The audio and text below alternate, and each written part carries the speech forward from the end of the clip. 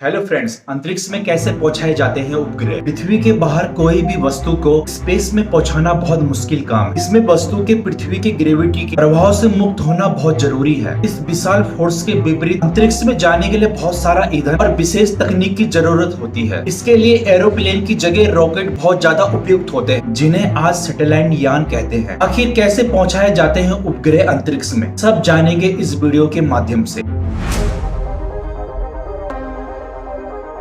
Space में जाना सदियों से इंसान के लिए एक सपना रहा है। जहां इंसान को वायुमंडल में पहुंचने में ही सैकड़ों साल लग गए। स्पेस में जाना इंसान के लिए बहुत बड़ी उपलब्धि है, लेकिन स्पेस में जा पाना इतना आसान नहीं है। आज कई अंतरिक्ष यान और कृत्रिम सैटेलाइट स्पेस में इतनी ज्यादा मात्रा में पहुंचाए जा रहे हैं कि ऐसा लगता है कि सैटेलाइट अब बहुत आसान हो गया है, बट ये आज भी बहुत मुश्किल काम है। लेकिन हर बार की तरह मेरा काम आपको फैक्ट बताना। स्पेस में चीजें कैसे जाती है, ये जानने के लिए समझना जरूरी है कि स्पेस की शुरुआत कहां से होती है। स्पेस की शुरुआत कारमन रेखा से स्टार्ट होती है, जो कि पृथ्वी की सतह से 100 किलोमीटर ऊपर तक जाती है, जबकि आमतौर पर एरोप्लेन केवल 10 किलोमीटर ऊंचाई तक ही जा सकते हैं। लेकिन वायुमंडल तो बहुत ऊपर तक है। तकनीकी तौर पर हमारे वायुमंडल के प्रभाव के लिहाज से देखें तो अंतरिक्ष पृथ्वी से 10,000 किलोमीटर ऊंचाई से शुरू होता है, जहाँ पर पृथ्वी का असर पूरी तरह से खत्म माना जा सकता है। लेकिन हमारे कृत्रिम उपग्रह इस सीमा से काफी नीचे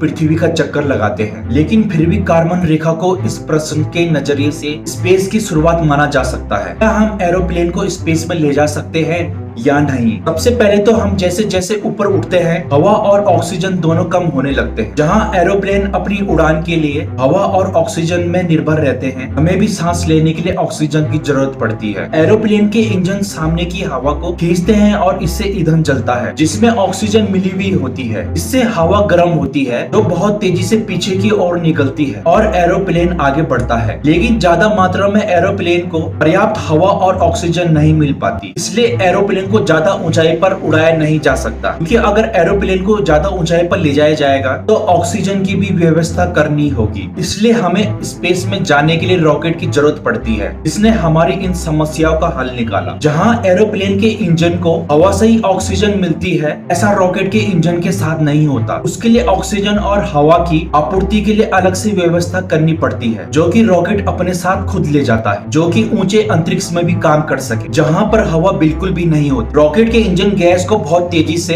नीचे की ओर फेंकते हैं और यहाँ पर न्यूटन का तीसरा नियम लगता है, जिससे रॉकेट ऊपर की ओर जाता रहता है। जैसे गुब्बारे में हवा भरकर उसे बिना बांधे छोड़ा जाता है, तो गुब्बारा विपरीत दिशा में आगे की तरफ बढ़ता है। यहाँ भी यही सिद्धांत काम करता है। स्पेस की यात्रा में भार का बहुत महत्व होता है। इसके अलावा रॉकेट को वायुमंडल के घर्षण का भी सामना करना पड़ता है, इसलिए उसका भारी आवरण इस तरह से डिजाइन किया गया है। यह आवरण स्पेस में जाने के बाद सैटेलाइट यानी यान के लिए उपयोगी नहीं होता। अंतरिक्ष यान के भारी आवरण को सूर्य के प्रकाश की जरूरत होती है, जिससे सौर ऊर्जा का प्रयोग किया जा सके। रॉकेट जिसके अंदर उपग्रह और अंतरिक्ष यान को भेजा जाता है, और रॉकेट के अलग अलग हिस्से अपनी यात्रा के दौरान अलग हो जाते हैं, जिससे यान और रॉकेट का भार कम होता जाता है और ऊपर की उड़ान की मुश्किलें कम होती जाती है। कमाल का फैक्ट।